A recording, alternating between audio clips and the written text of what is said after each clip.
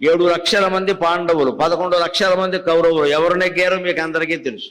ధర్మం ఎప్పుడు భగవంతుడిని నమ్ముకుంటే నెగ్గుతుంది ఖచ్చితంగా. కేవలం నేను ధర్మాత్ముడిని అంటే ఉపయోగం లేదండి. కేవలం భగవంతుడు భజన చేద్దామంటే కుదరదండి. నువ్వు ధర్మంగా ఉన్నావా అని అడుగుతాడు ఆయన. ధర్మంగా ఉండాలి, ఉంటే సరిపోదు. బ్యాటరీ ఛార్జింగ్ చేసినట్టుగా నమో శివాయ నమో శివాయ నమో నారాయణాయ నమో నారాయణాయ శ్రీమాత్రే నమః శ్రీమాత్రే నమః ఇలా ఏదో ఒక నామంతో మనం మనస్సుని ఛార్జింగ్ చేయాలి. చేస్తే అప్పుడు సత్యం ధర్మం గెలుస్తాయి. మనం 1,00,000 రూపాయలు ఫోన్ కొన్నా సరే 100 రూపాయలు వైర్ లేకపోతే మొత్తం దండగే. ఈ వైరుతో పని నడుస్తుందా? ఫోన్ కోసం వైరు కోసం ఫోన్ కాదు కదా. కానీ వైరు అవసరం వైరుకు.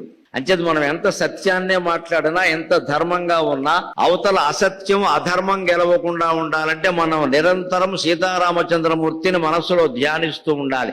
స్వామి నా ధర్మాన్ని గెలిపించు, నా ధర్మాన్ని గెలిపించు అంటే అర్జునుడికి సారథ్యం వహించినట్టుగా మన జీవితానికి ఆ సనాతన సారథి సారథ్యం వహించి నడిపిస్తాడు. అనుమానం ఇలా నేను ఉన్నాను రా అబ్బాయి నీకెందుకు.